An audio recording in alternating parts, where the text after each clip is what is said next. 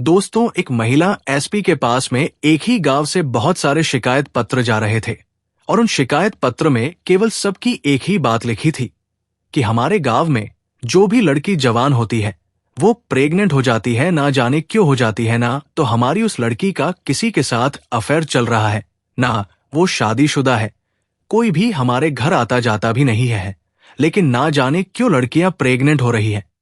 ये बात सुनकर के महिला ईएसपी बड़ी परेशान हो जाती है और अचंभे में पड़ जाती है कि आखिर ऐसे कैसे हो सकता है। और जाहिर सी बात है, जब कोई लड़की किसी व्यक्ति से बोलती नहीं है और वो अनमैरिड है, फिर वो प्रेग्नेंट कैसे हो जाती है, ये विचार करके वो मैडम बहुत बड़ा एक्शन लेती है और उसी गांव में जाकर के उस बात की इंक्वायरी करती है कि आखिर ये लड़कियां कैसे प्रेग्नेंट होती है, फिर वो हकीकत क्या निकलती है और वो लड़कियां कैसे प्रेग्नेंट होती है। ये पूरी सच्चाई इस वीडियो के माध्यम से जानने का प्रयास करेंगे। दोस्तों, आज की जो सच्ची कहानी मैं आपको सुनाने के लिए जा रहा हूं, ये कहानी बहुत ही इंटरेस्टिंग है। ये कहानी सुनेंगे तो आप भी हैरत में पड़ जाएंगे और सोचने पर मजबूर हो जाएंगे कि आखिर ऐसे कैसे हो सकता है और कुंवारी लड़की बिना किसी प्रेमी के साथ रहे या बिना पति के साथ रहे प्रेग्नेंट कैसे हो सकती है। तो आइए जान लेते हैं इस कहानी के माध्यम से। दोस्तों, ये सच्ची कहानी मध्य प्रदेश की है। मध्य प्रदेश में एक थाना पड़ता है, हिमपुर। हिमपुर थाना में एक गांव पड़ता है, हरिदासपुर। हरिदासपुर छोटा सा गांव है। उस गांव में जो लड़की जवान होती थी और वह प्रेग्नेंट हो जाती थी, इस बात को लेकर के बहुत लोग परेशान रहने लगे। उसे गांव में बहुत ज्यादा चौकसी रहने लगी। सभी लोग अपनी अपनी लड़कियों पर इतनी बड़ी कड़ी नजर रखने लगे थे कि रात दिन वो अपनी लड़कियों की ही विषय में सोचते रहते थे। कभी घर से लड़कियों को अकेला नहीं जाने देते और ना ही किसी व्यक्ति को अपने घर में आने देते थे, क्योंकि उन्हें बस इसी बात का डर रहता था कि ऐसा ना हो कि हमारी बेटी भी प्रेग्नेंट हो जाए। लेकिन कोई भी घर नहीं आता था, ना ही लड़की कभी घर से अकेली जाती थी। लेकिन फिर भी एक दिन एक लड़की के पेट में दर्द उठता है और फिर वो हॉस्पिटल ले जाता है तो डॉक्टर उसे बताता है कि आपकी लड़की प्रेग्नेंट है। ये बात सुनकर कि वो व्यक्ति बहुत ज्यादा परेशान हो जाता है, रोने लगता है, जिसका नाम लाल सिंह था। अब वो इस बात में खो जाता है कि आखिर अब मैं समाज को क्या मुंह दिखाऊंगा, लोगों से क्या कहूंगा। मेरी लड़की गलत भी नहीं है और मेरे घर कोई आता जाता भी नहीं है। मैं हर समय अपनी लड़की के साथ रहता हूं, फिर ऐसे कैसे हो गया। फिर वो अपनी लड़की से पूछता है, बेटी क्या तुम किसी व्यक्ति से बोलती हो? कोई तुम्हारा प्रेमी है, किसी से तुम्हारा अफेयर चल रहा है? वो लड़की रोने लगती है और कहती है, पिताजी मेरा ऐसा कुछ भी नहीं है। और तुम्हें तो पता है गांव में बहुत सारी लड़कियां जो जवान हो रही है बस वही प्रेग्नेंट हो जाती हैं। तो फिर वो सभी बोलती है एक दूसरे से किसी से उनका अफेयर चल रहा है। ऐसा कुछ नहीं है पिताजी, ना मेरा किसी से अफेयर चल रहा है, लेकिन मेरी ये समझ में नहीं आ रहा है कि आखिर मैं प्रेग्नेंट हूं तो कैसे। इस बात को लेकर कि उस गांव में बहुत ज्यादा सन्नाटा छा जाता है। सभी लोगों के दिमाग में बस एक ही सवाल था कि आखिर इस समस्या का समाधान कैसे ढूंढा जाए। सभी लोग हैरान हैं, परेशान हैं और शाम को 7 बजने से पहले ही अपने घर के दरवाजे बंद कर लेते हैं और अपनी लड़की का कड़ा पहरा लगा देते हैं। लेकिन इसके बावजूद भी जिस बात का उन्हें डर होता है वही बात उनकी लड़कियों के साथ में हो जाती है, वही घटना घट जाती है। तब लाल सिंह अपने हाथ शिकायत पत्र लेकर कि रोता हुआ अपनी बेटी को साथ लेकर कि जो शहर की महिला एसपी थी, जिनका नाम संध्या चौधरी था, उनके पास पहुंचता है और रोने लगता है, हाथ जोड़ता है, कहता है कि मैडम जी हम बहुत ज्यादा परेशान हैं और हम ही नहीं हमारा पूरा गांव परेशान है, हरिदासपुर, क्योंकि उसमें जो भी जवान लड़की होती है वो प्रेग्नेंट हो जाती है। आखिर सभी लोग इस बात को लेकर के बहुत ज्यादा हैरान हैं। सभी लोग अपनी लड़कियों पर कड़ा पहरा रखते हैं, कड़ी नजर रखते हैं, कभी घर से बाहर नहीं जाने देते। जब सोती है लड़कियां तो हम इधर उधर चारपाई डाल करके सोते हैं, लेकिन फिर भी ना जाने हमारी लड़कियां क्यों प्रेग्नेंट हो जाती है। ये बात सुनकर के वो महिला एसपी बड़े हैरत में पड़ जाती है। एक बार तो उन्हें हंसी भी आती है और फिर एक बार को उन्हें गुस्सा भी आता है और कहने लगती है, क्या तुम पागल तो नहीं हो गए हो? भला कोई भी लड़की बिना पुरुष के संबंध। बनाने से प्रेग्नेंट कैसे हो सकती है, और तुम बेवकूफ वाली बातें कर रहे हो। तुम्हारी लड़की का किसी न किसी के साथ अफेयर चला होगा, या फिर किसी के साथ नाजायज उसके संबंध होंगे। तब वो लाल सिंह हाथ जोड़ता है और कहता है, मैडम जी, इस मेरी ही बेटी नहीं है, इसमें गांव में ना जाने कितनी लड़कियां ऐसी हैं जो जवानी में कदम रखती है और वो प्रेग्नेंट हो जाती है। ये बात बिल्कुल सत्य है। मेरी अकेली बेटी नहीं है, गांव में 10, 20, 50 ऐसी लड़कियां हैं जो बिना शादी के प्रेग्नेंट है। ये बात जब वो महिला एसपी सुनती है तो वो भी बहुत ज्यादा परेशान हो जाती है।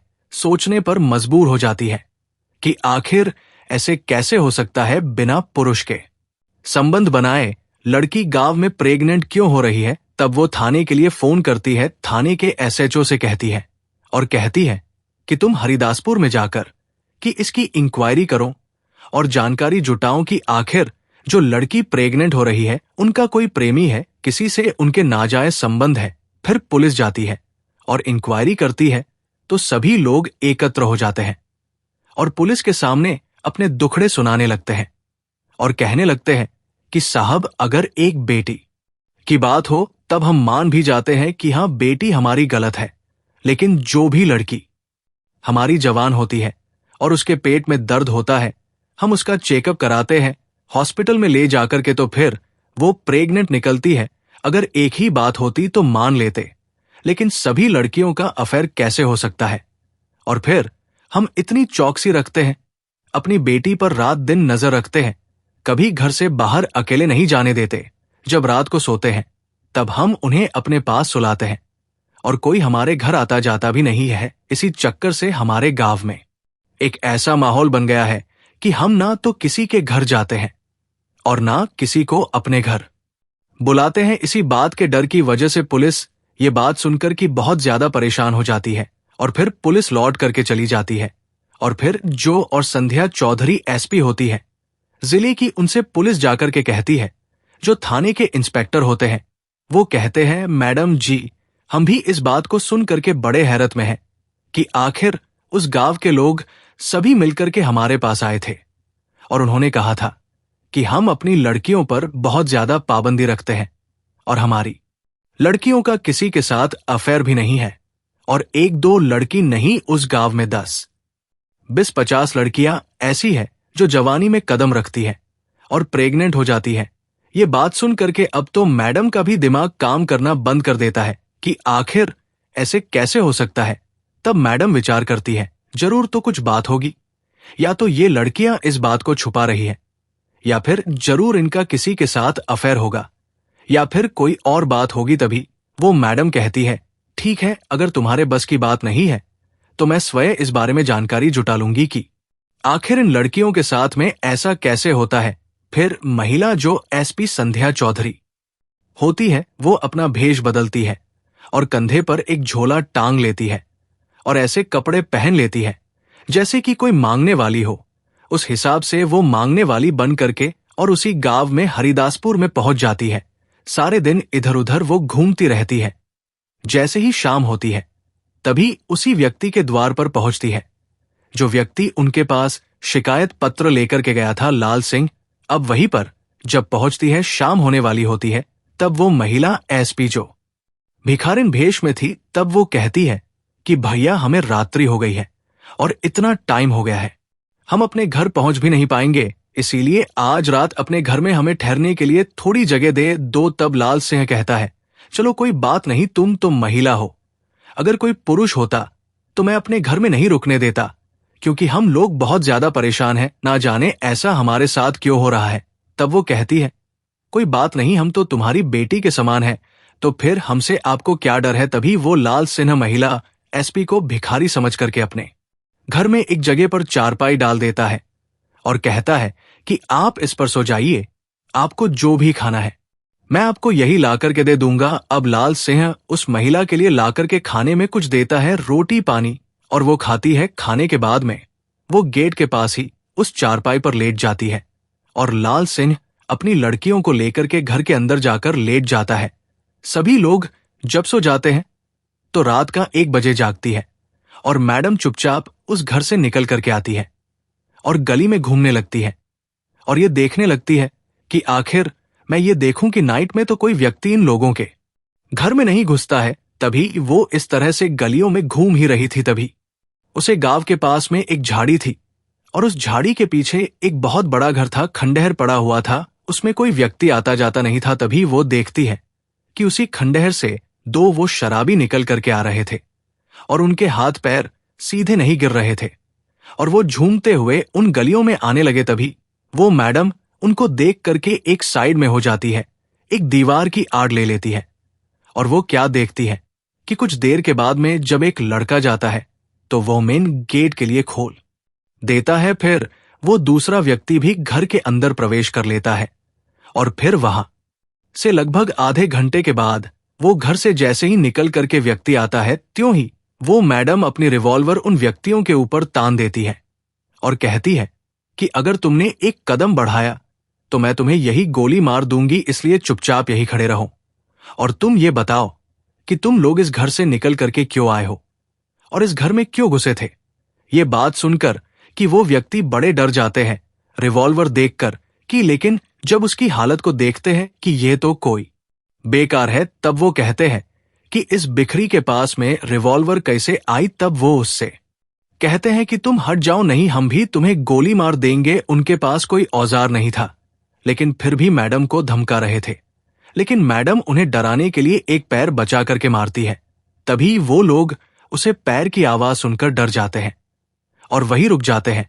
जब गोली की आवाज जब गांव के लोग सुनते हैं तो एकदम से जल्दी जल्दी उठ जाते हैं और सभी लोग वहीं पर एकत्र हो जाते हैं जिस जगह पर वो मैडम उन शराबियों के ऊपर रिवॉल्वर ताने खड़ी थी। जब उधर से लाल सिंह निकल करके आता है और देखता है कि अरे, ये तो मैडम मेरे घर में रुकी हुई थी, इनके लिए मैंने खाना खिलाया, चारपाई पर लेटा रहा था, लेकिन इनके हाथ में रिवॉल्वर कहां से आई। तब वो कहती है कि इन लोगों को पकड़ो गांव वालों से। तब वो गांव वाले सभी एकजुट करके आते हैं और दोनों लोगों को पकड़ लेते हैं। फिर मैडम थाने के लिए फोन करती है और फिर वहां से कई थानों की पुलिस वहां पर आ जाती है और उन शराबियों को गिरफ्तार कर लेती है। फिर मैडम कहती है कि मैं कोई भिखारी नहीं हूं, ना ही कोई भीख मांगने वाली थी। ये लाल सिन्हा मेरे घरे पास शिकायत लेकर के गए थे और सच भी गांव की शिकायतें मेरे पास जा रही थी कि आखिर तुम्हारे गांव में जो जवान लड़कियां हैं वो प्रेग्नेंट हो जाती हैं, तो इसीलिए मैं भेष बदल करके आई थी तुम्हारे गांव में और ये देखने के लिए कि आखिर तुम लोगों को पता नहीं चलता कि तुम्हारी लड़की के साथ में गलत काम कौन करता है।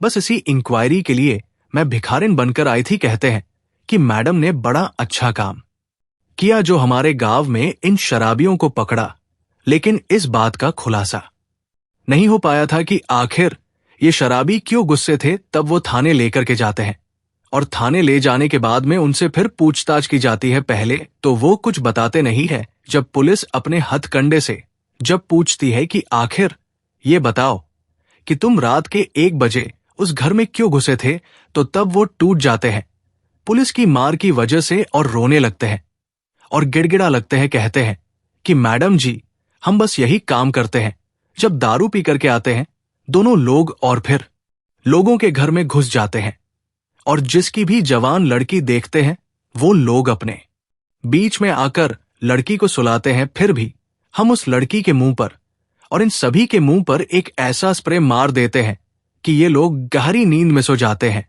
इन्हें पता भी नहीं चलता और उस लड़की को भी पता नहीं चलता। फिर हम उस लड़की को उनके बीच से उठा करके दूसरी जगह ले जाते हैं और उनके साथ में शारीरिक संबंध बनाते हैं।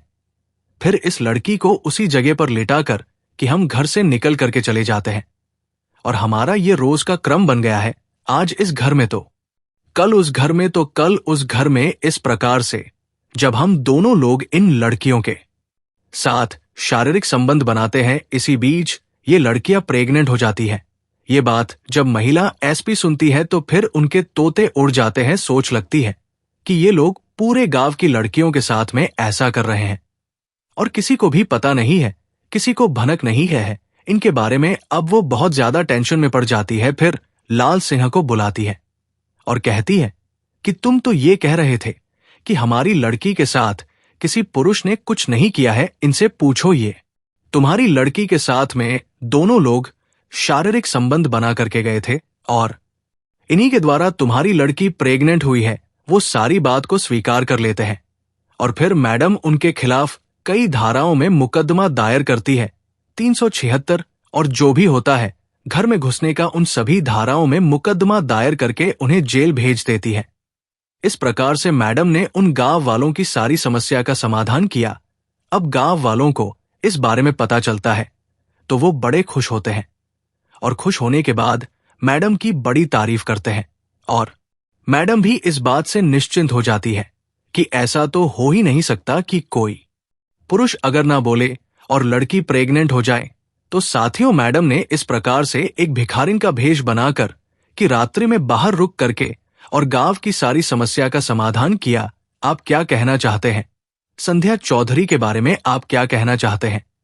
उन दोनों शराबी युवकों के बारे में आपकी जो भी राय कमेंट बॉक्स में लिख सकते लोगों के साथ शेयर कर सकते हो। वीडियो अगर अच्छा लगा हो तो वीडियो को लाइक और चैनल को सब्सक्राइब जरूर करें ताकि हमें थोड़ा बहुत हौसला मिले आप लोगों के लिए ऐसे अच्छे अच्छे वीडियो बनाने के लिए। इन कहानियों को सुनने का उद्देश्य किसी को परेशान करना बिल्कुल भी नहीं है। ये कहानी आपको इसलिए सुनाई जाती है ताकि आप लोग इन कहानियों में से कुछ ना कुछ सीख सको और अपने जीवन में उस चीज को अप्लाई कर सको। मिलते हैं कि किसी अगली वीडियो में नए टॉपिक के साथ। तब तक के लिए जय हिंद, जय भारत। आप सभी का बहुत बहुत शुक्रिया।